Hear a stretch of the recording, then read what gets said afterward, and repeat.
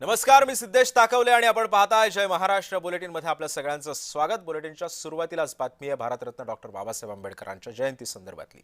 आज भारतरत्न डॉक्टर बाबासाहेब आंबेडकरांची 135वी जयंती आणि या जयंतीनिमित्त शासन आणि महानगरपालिकेकडून जय तयारी करण्यात आली आहे। राज्याचे राज्यपाल जिष्णुदेव वर्मा, मुख्यमंत्री देवेंद्र फडणवीस आणि उपमुख्यमंत्री एकनाथ शिंदे, उपमुख्यमंत्री सुनेत्रा पवार, महापौर ऋतू तावडे हे आज चैत्यभूमी इथं जाऊन भारतरत्न डॉक्टर बाबासाहेब आंबेडकरांना अभिवादन करतील। जयंतीनिमित्त भारतरत्न डॉक्टर बाबासाहेब आंबेडकरांना अभिवादन करण्यासाठी अनुयायी आणि नागरिक मोठ्या संख्येने उपस्थित राहत असतात।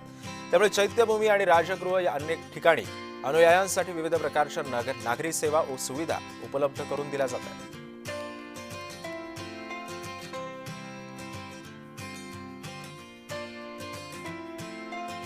आणि या संदर्भामध्ये अधिक माहिती जाणून घेऊयात। माझा सहकारी मनोज दाळकर सध्या आपल्या सोबत आहे। मनोज, आज महामानव डॉक्टर बाबासाहेब आंबेडकरांची 135वी जयंती आहे, कशा पद्धतीने तयारी करण्यात आली आहे?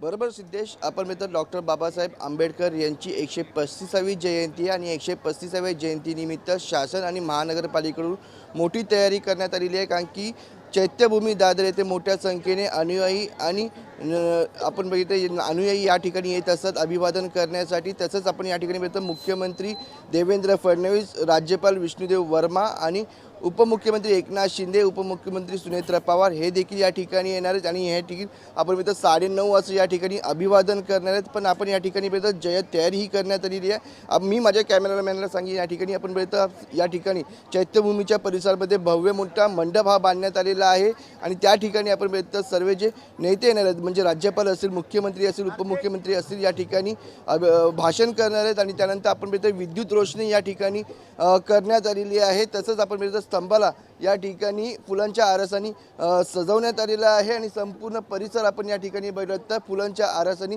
सजवण्यात आलेला आहे आणि सुंदर पद्धतीने विद्युत रोषणाई केलेली आहे। आणि आपण बघितलं भारतरत्न डॉक्टर बाबासाहेब आंबेडकर यांच्या जयंती उत्सवासाठी देशभरातून लाखो नागरिक चैत्यभूमीवर होत आहेत। आणि उन्हाच्या पार्श्वभूमीवर चैत्यभूमी परिसरात अभिवादनासाठी येणाऱ्या अनुयायी आणि नागरिकांसाठी आवश्यक सोयी सुविधा उपलब्ध करून देण्यात आलेली आहे। उष्णतेपासून संरक्षण मिळावे यासाठी ठिकठिकाणी मंडप उभारण्यात आलेले आहे। तसंच पिण्याच्या पाण्याची व्यवस्था देखील उपलब्ध करण्यात आलेली आहे। आणि दादर परिसरातील वाहतूक सुरळीत राहावी यासाठी वाहतूक पोलिसांनी योग्य नियोजन आपण केले आहे। नागरिकांना मार्गदर्शन होण्यासाठी विविध ठिकाणी सूचना फलक हे लावण्यात आलेले आहेत। तसंच बेस्ट प्रशासनाकडून दादर रेल्वे स्थानक ते चैत्यभूमी दरम्यान मोठ्या प्रमाणामध्ये या ठिकाणी बस सेवा ही उपलब्ध करून देण्यात आलेली आहे। म्हणून आपण मित्र मोठ्या प्रमाणात या ठिकाणी तयारी ही करण्यात आलेली आहे। तसंच आपण मित्र डॉक्टर बाबासाहेब आंबेडकर यांचं छायाचित्रांचं प्रदर्शन या ठिकाणी करण्यात आलेलं आहे, ज्यामध्ये डॉक्टर बाबासाहेब आंबेडकर यांचे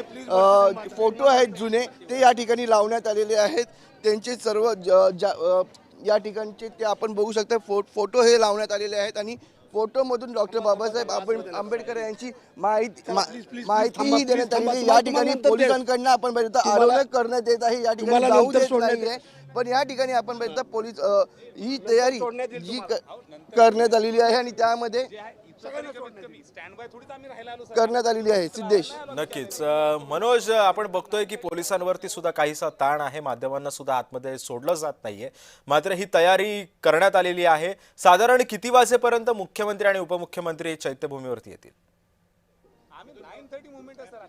आपण सिद्धेश आपण बघितलं तर या ठिकाणी तयारी करण्यात आली असून या ठिकाणी काही आपण बघितलं पोलिसांकडनं आरेरावी करण्यात येत आहे, पोलिसांकडनं अडवणूकही मोठ्या प्रमाणामध्ये करण्यात येत आहे। काही इकडनं हालचाल करू दिली जात नाही। पण आपण बघितलं मुख्यमंत्री 9:30च्या दरम्यान या ठिकाणी येणार आहेत आणि या ठिकाणी येऊन ते पहिला अभिवादन करण्यासाठी जाणार आहेत। पण पोलिसांकडनं आपण बघितलं या ठिकाणी अडवणूक करण्यात येत आहे, कुठेही आपण बघितलं या ठिकाणी हालचाल करू दिली जात नाही।